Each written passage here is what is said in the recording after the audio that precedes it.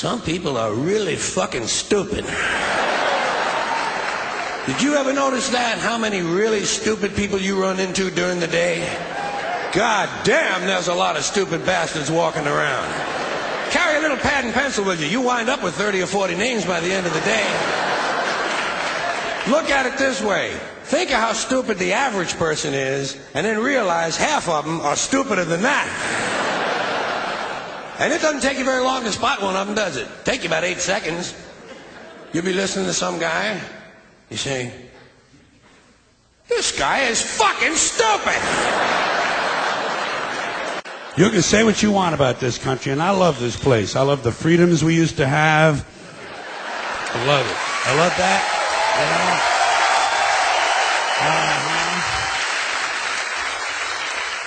I love it when it didn't take a fucking catastrophe to get us to care for one another. I love the fact that we're on camera all the time from all angles. But you know what? You can say what you want about America. And I say I love this place. I wouldn't have it any other way. Wouldn't live in any other time in history in any other place. But say what you want about America. Land of the free, home of the brave. We got some dumb-ass motherfuckers floating around this country. Dumb-ass motherfuckers, you know? These people are efficient, professional, compulsive consumers. It's their civic duty, consumption. It's the new national pastime. Fuck baseball. It's consumption. The only true, lasting American value that's left, buying things. Buying things. People spending money they don't have on things they don't need. Money they don't have on things they don't need. So they can max out their credit cards and spend the rest of their lives paying 18% interest on something that costs $12.50. And they didn't like it when they got it home anyway. Not too bright, folks. Not too fucking bright. But if you talk to one of them about this, if you isolate one of them, you sit them down rationally, you talk to them about the low IQs and the dumb behavior and the bad decisions, right away they start talking about education. That's the big answer to everything. Education. They say we need more money for education. We need more books, more teachers, more classrooms, more schools. We need more testing for the kids. You say to them, well, you know, we've tried all of that, and the kids still can't pass the test. You say, don't you worry about that. We're going to lower the passing grades. And that's what they do in a lot of these schools now. They lower the passing grades so more kids can pass. More kids pass, the school looks good, everybody's happy, the IQ of the country slips another 2 or 3 points, and pretty soon all you'll need to get into college is a fucking pencil. Got a pencil? Get the fuck in there. It's physics. Then everyone wonders why 17 other countries graduate more scientists than we do. Hey, living in a coast-to-coast shopping mall? Well, they think it's just fucking dandy. They think it is cool as can be, because Americans love the mall. They love the mall. That's where they get to satisfy their 2 most prominent addictions at the same time. Shopping and eating. Millions of semi-conscious Americans, day after day, shuffling through the malls, shopping and eating, especially eating. Americans love to eat. They are fatally attracted to the slow death of fast food. Folks, living in this country, you're bound to know that every time you're exposed to advertising, you realize once again that America's leading industry, America's most profitable business, is still the manufacture, packaging, distribution, and marketing of bullshit. High quality, grade A, prime cut, pure American bullshit.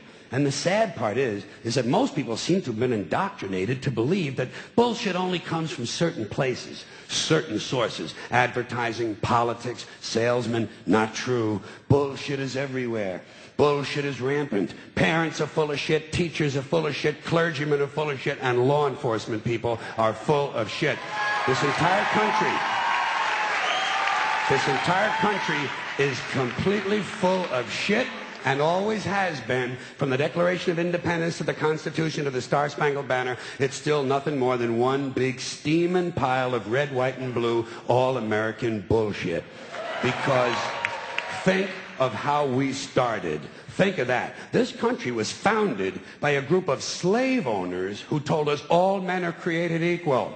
Oh yeah, all men, except for Indians and niggers and women, right? Always like to use that authentic American language. This was a small group of unelected white male land-holding slave owners who also suggested their class be the only one allowed to vote. Now that is what's known as being stunningly and embarrassingly full of shit. And I think Americans really show their ignorance when they say they want their politicians to be honest. What are these fucking cretins talking about? Tell the truth. Don't be bullshitting people. Like I say, there's enough bullshit as it is. There's enough bullshit as it is. In fact, there's just enough. Did you know that? There's just enough bullshit to hold things together in this country. Bullshit is the glue that binds us as a nation.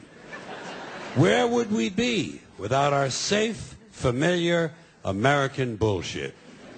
Land of the free, home of the brave, the American dream. All men are equal, justice is blind, the press is free, your vote counts.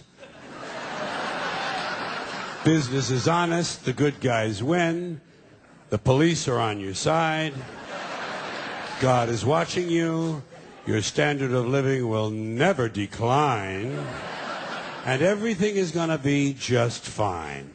The official national bullshit story.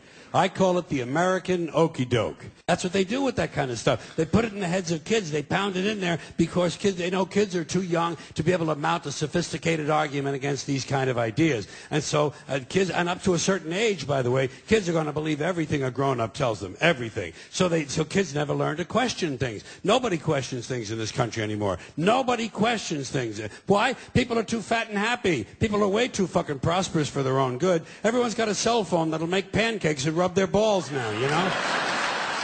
So nobody wants to rock the boat, and people just gizmo. Americans have been silenced, bought off, and silenced by gizmos and toys, and as a result, no one's ever learned to question things. No one questions things in this country anymore. No one questions things. Here, war, disease, death, destruction, hunger, filth, poverty, torture, crime, corruption, and the ice capades. Something is definitely wrong. Things that are pissing me off, because I don't have pet peeves. I have major psychotic fucking hatreds, okay? And it makes the world a lot easier to sort out. You know, it would be great for a guy like me just to be in a coma. Huh? Wouldn't that be great? Nothing to do all day. You just crap out and breathe through a fucking tube. They feed you through a tube. There's nothing to do. Whoa, you talk about being a couch potato, that's it, man. No phone calls coming in, nobody dropping by unexpectedly. And if they do drop by, you're completely unaware of it.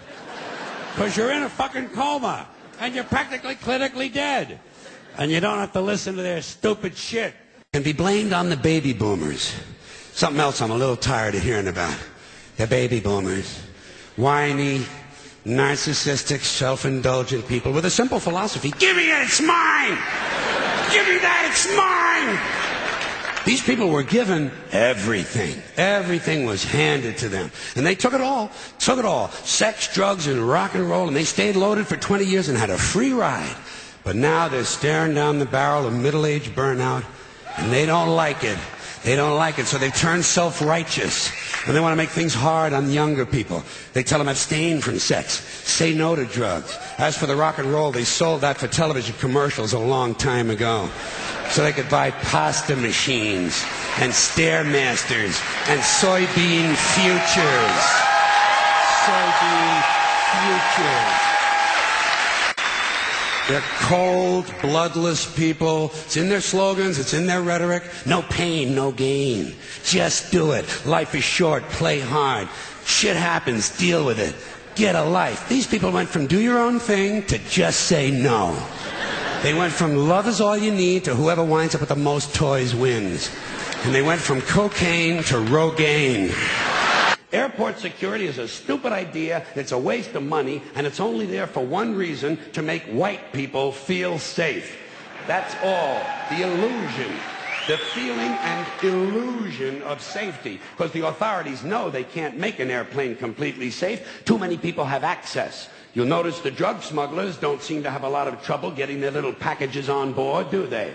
No, and God bless them too.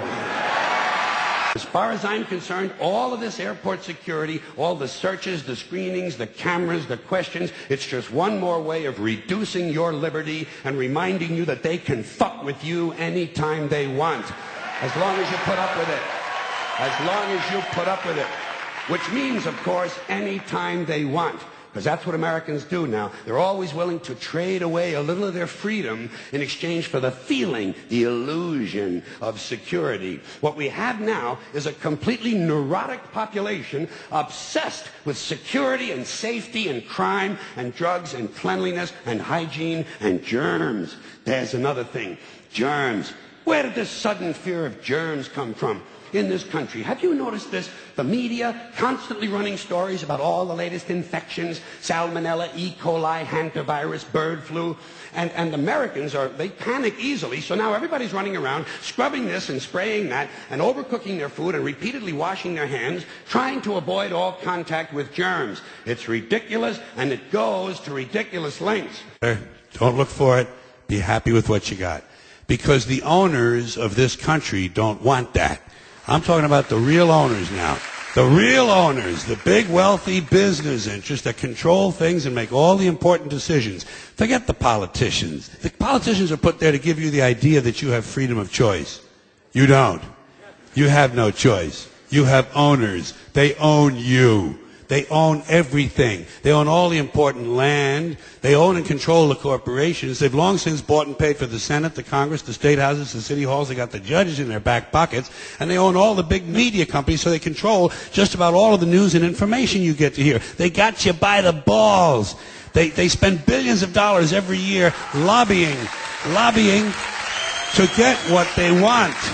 Well, we know what they want. They want more for themselves and less for everybody else. But I'll tell you what they don't want. They don't want a population of citizens capable of critical thinking. They don't want well-informed, well-educated people capable of critical thinking. They're not interested in that. That doesn't help them. That's against their interest. That's right. They don't want people who are smart enough to sit around the kitchen table and figure out how badly they're getting fucked by a system that threw them overboard 30 fucking years ago.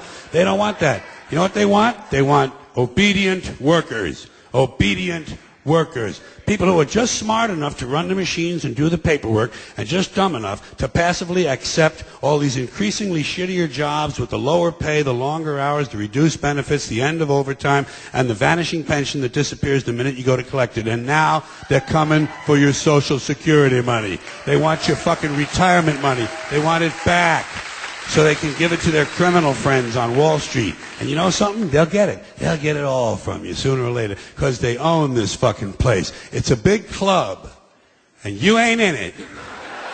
You and I are not in the big club. And by the way, it's the same big club they use to beat you over the head with all day long when they tell you what to believe. All day long, beating you over the head in their media, telling you what to believe, what to think, and what to buy. The table is tilted, folks. The game is rigged. And nobody seems to notice. Nobody seems to care. Good, honest, hard-working people, white collar, blue collar, doesn't matter what color shirt you have on. Good, honest, hard-working people continue. These are people of modest means. Continue to elect these rich cocksuckers who don't give a fuck about them. They don't give a fuck about you. They don't give a fuck about you. They don't care about you at all. At all. At all. Man. The public sucks. Fuck hope. Fuck hope. Because if it's really just the fault of these politicians, then where are all the other bright people of conscience? Where are all the bright, honest, intelligent Americans ready to step in and save the nation and lead the way? We don't have people like that in this country. Everybody's at the mall, scratching his ass, picking his nose, taking his credit card out of his fanny pack and buying a pair of sneakers with lights in them. So I have solved this little political dilemma for myself in a very simple way. On Election Day, I stay home. I don't vote. Fuck them. Fuck them. I don't vote. Two reasons I don't vote. First of all, it's meaningless. This country was bought and sold and paid for a long time ago. The shit they shuffle around every 4 years doesn't mean a fucking thing. And secondly, I don't vote because I believe if you vote, you have no right to complain. And nobody seems to notice, nobody seems to care. That's what the owners count on, the fact that Americans will probably remain willfully ignorant of the big red, white, and blue dick that's being jammed up their assholes every day. Because the owners of this country know the truth. It's called the American dream, because you have to be asleep to believe it. Look at things anymore, sort of take them in, maybe even remember them. Is that just a strange notion? Does experience have to be documented and brought home and saved on a shelf? And do people really watch this shit? Are people's lives so bankrupt they sit at home looking at things they already did? The self-esteem movement began in 1970, and I'm happy to say it has been a complete failure. Because studies have repeatedly shown that having high self-esteem does not improve grades, does not improve career achievement, it does not even lower the use of alcohol, and most certainly does not reduce the incidence of violence of any sort. Because as it turns out, extremely aggressive, violent people think very highly of themselves. Imagine that. Sociopaths have high self-esteem. Who would have thunk, huh? I love when this kind of thing happens. I love when these politically correct ideas crash and burn and wind up in the shithouse. Language. Tell you what you can say and what you can't say. Government wants to tell you some things you can't say because they're against the law. Or you can't say this because it's against the regulation. Or here's something you can't say because it's a secret. You can't tell him that because he's not cleared to know that. Government wants to control information and control language because that's the way you control thought. And basically that's the game they're in. Same with religion. Religion is nothing but mind control. Religion is just trying to control your mind, control your thoughts. So they're going to tell you some things you shouldn't say because they're sins. And besides telling you things you shouldn't say, religion's going to suggest to you some things you ought to be saying. Here's something you ought to say first thing when you wake up in the morning. Here's something you ought to say just before you go to sleep at night. Here's something we always say on the third Wednesday in April after the first full moon in spring at 4 o'clock when the bells ring.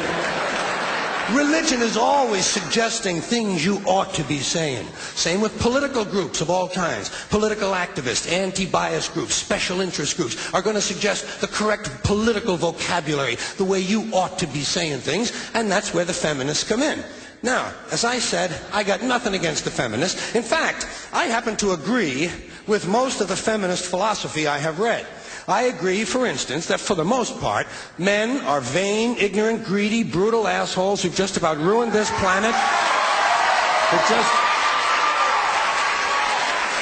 Who've just about ruined this planet because they're afraid someone might have a bigger dick out there somewhere. You know what they ought to do? They ought to have 2 new requirements for being on the police. Intelligence and decency. You never can tell. It might just work. It certainly hasn't been tried yet. It's one of these things we tell ourselves so we'll feel noble. Life is sacred. Makes you feel noble. Well, let me ask you this. If everything that ever lived is dead, and everything alive is going to die, where does the sacred part come in? I'm having trouble with that. Because, I mean, even with this stuff we preach about the sanctity of life, we don't practice it. We don't practice it. Look at what we kill. Mosquitoes and flies, because they're pests. Lions and tigers, because it's fun. Chickens and pigs, 'cause we're hungry. Pheasants and quails, 'cause it's fun. And we're hungry. And people, we kill people, 'cause they're pests. And it's fun. Looking for. Conservatives want live babies so they can raise them to be dead soldiers. Pro-life. Pro-life.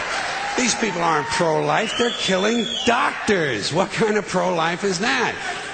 What, they'll do anything they can to save a fetus, but if it grows up to be a doctor, they just might have to kill it? They're not pro-life. You know what they are? They're anti-woman. Simple as it gets. Anti-woman. They don't like them. The children. Help the children. What about the children? Save the children. You know what I say? Fuck the children. Fuck them. They're getting entirely too much attention. And I know what you're thinking. You say, Jesus, he's not going to attack children, is he? Yes, he is. He's going to attack children. And remember, this is Mr. Conductor talking. I know what I'm talking about. I know what I'm talking about. And I also know all you single dads and soccer moms who think you're such fucking heroes aren't going to like this, but somebody's got to tell you for your own good, your children are overrated and overvalued. You've turned them into little cult objects. You have a child fetish, and it's not healthy. And don't give me that weak shit. Well, I love my children. Fuck you. Everybody loves their children. Doesn't make you special. Swearing on the Bible is just one more way of controlling people and keeping them in line, and it's one more thing that holds us back as a species. Here's one more item for you, the last in our civics book, rights. Boy, everyone in this country is always running around yammering about their fucking rights. I have a right, you have no right, we have a right, they don't have a right. Folks, I hate to spoil your fun, but there's no such thing as rights, okay? They're imaginary. We made them up, like the boogeyman. The Three Little Pigs, Pinocchio, Mother Goose, shit like that. Rights are an idea. They're just imaginary. They're a cute idea. Cute. But that's all. Cute and fictional. But if you think you do have rights, let me ask you this. Where do they come from? People say, well, they come from God. They're God-given rights. Oh, fuck, here we go again. Here we go again. The God excuse. The last refuge of a man with no answers and no argument. It came from God. Anything we can't describe must have come from God. Personally, folks, I believe that if your rights came from God, He would have given you the right to some food every day, and He would have given you the right to a roof over your head. God would have been looking out for you. God would have been looking out for you. You know that? Want. Pray for anything. But what about the divine plan? Remember that? The divine plan. Long time ago, God made a divine plan. Gave it a lot of thought, decided it was a good plan, put it into practice. And for billions and billions of years, the divine plan has been doing just fine. Now you come along and pray for something. Well, suppose the thing you want isn't in God's divine plan. What do you want Him to do? Change His plan? Just for you? Doesn't it seem a little arrogant? It's a divine plan. What's the use of being God if every rundown schmuck with a $2 prayer book can come along and fuck up your plan? And here's something else, another problem you might have. Suppose your prayers aren't answered. What do you say? Well, it's God's will. Thy will be done. Fine. But if it's God's will and He's going to do what He wants to anyway, why the fuck bother praying in the first place? Seems like a big waste of time to me.